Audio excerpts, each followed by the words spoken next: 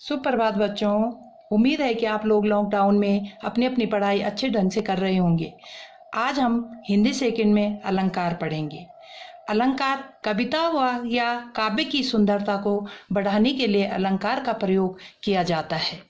अलंकार जो है, अलंकार जिस तरह क्या होता है, जिस तरह स्त्री अपने सुंदरता को बढ़ाने के लिए आभूषणों का प्रयोग करती है, उसी तरह से कविता की शोभा बढ़ाने के लिए अलंकारों का प्रयोग किया गया है। अलंकार जो है, अलंकार मुख्यतः दो प्रकार के होते हैं। नंबर 1 है शब्द अलंकार, नंबर 2 है अर्थ अलंकार। शब्द अलंकार यानी कि जहां पर शब्दों का प्रयोग होता है। अर्थ यानी कि अर्थ जहां पर शब्दों का अर्थ निकलते हैं। शब्द अलंकार जो होते हैं, शब्द अलंकार तीन प्रकार के होते हैं। नंबर 1 है अनुप्रास अलंकार, नंबर 2 है यमक अलंकार और नंबर 3 है श्लेष अलंकार। अनुप्रास का अर्थ है, अनुप्रास यानी कि जहां पर एक वर्ण की बार बार आवृत्ति होती है। वर्ण क्या होते हैं? भाषा की सबसे छोटी इकाई वर्ण होती है। उस शब्द वर्ण की जहां पर आवृत्ति होती है, शब्द की नहीं, वर्ण की। वर्ण क्या होते हैं? जैसे का, खा, गा, घा, ये वर्ण हो गए। ता वर्ण हो गए, मा वर्ण हो गए, चा वर्ण हो गए। तो जहां पर इन वर्णों की बार बार आवृत्ति होती है, वहां पर अनुप्रास अलंकार होता है। जैसे रघुपति राघव राजा राम, रघुपति राघव राजा राम, इसमें क्या है? रा वर्ण की बार बार आवृत्ति हुई है। नंबर 2 सेकंड जो है इसका उदाहरण, चारु चंद्र की चंचल किरणें, यानी कि चा वर्ण की बार बार आवृत्ति हुई है। इस तरह से आप कहीं वो ले सकते हैं। चंदू के चाचा ने चंदू की चाची को चांदनी चौक में चांदी के चम्मच से चटनी चटाई। तो जहां पर एक वर्ण की बार बार आवृत्ति होती है, वहां पर क्या होता है? अनुप्रास अलंकार होता है। इतना क्लियर हो गया ना? इतना ध्यान रखना है कि जहां पर एक वर्ण की बार बार आवृत्ति होती है तो वहां पर अनुप्रास अलंकार होता है। नंबर 2 अर्थ शब्द अलंकार का नंबर दूसरा जो है यमक अलंकार।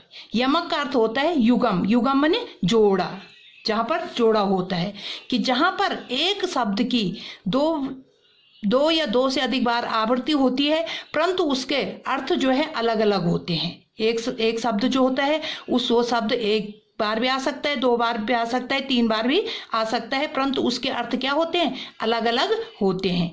जैसे 3 बेर खाती थी वह 3 बेर। 3 बेर, बेर का अर्थ हो गया, बेर माने फल, और दूसरे बार जो आ रखा है 3 बार बेर, तो उसका अर्थ हो गया बार। 3 बेर खाती थी वह 3 बेर, यानी कि 3 बेर, बेर माने एक बार, एक बेर का अर्थ हो गया फल और एक बेर का अर्थ हो गया बार। यानी कि यहाँ पर एक शब्द 2 बार आए हैं, परंतु दोनों के अर्थ अलग अलग हैं। दूसरा उदाहरण जो है इसका, कनक कनकते 100 गुना मादकता अधिकाय। कनक, कनक का अर्थ होता है सोना, और कनक माने होता है धतूरा। सोना यानी कि जिससे गहने बनाए जाते हैं, धतूरा यानी कि नशीला पदार्थ जो होता है। ठीक, 3 बेर खाती थी, कनक कनकते 100 गुना मादकता अधिकाय। कनक यानी कि एक कनक का अर्थ हो गया सोना, दूसरे कनक का अर्थ हो गया धतूरा। यानी कि एक शब्द जो है वो 2 बार आए हैं, परंतु दोनों बार उस शब्द का अर्थ अलग अलग है। तो यमक अलंकार क्लियर। तीसरा जो है श्लेष अलंकार। श्लेष का अर्थ होता है चिपकना, जहां पर एक शब्द में कई अर्थ निहित रहते हैं, यानी कि चिपके हुए रहते हैं, तो उसको श्लेष अलंकार कहते हैं। श्लेष अलंकार जहां पर एक शब्द के अनेक अर्थ निकलते हैं, वहां पर श्लेष अलंकार होता है। जैसे रहीमन पानी राखिए बिन पानी सब सून, पानी गए न उभरे मोती मानुष चून। यानी कि पानी शब्द जो है वो 3 बार प्रयोग हुआ है। शब्द एक है, परंतु उसका कितने बार प्रयोग हुआ है? 3 बार। यानी कि 3 बार शब्द प्रयोग हुआ है। एक पानी का अर्थ है चमक, दूसरे पानी का अर्थ है सम्मान, और तीसरे पानी का अर्थ है जल। यानी कि एक शब्द 3 बार आए हैं, परंतु उसके अर्थ जो है वो कितने हैं? अलग अलग है। तीनों बार अलग अलग अर्थ निकल रहे हैं। दूसरा उदाहरण जो है इसका, मंगत को देख पट देत बार बार।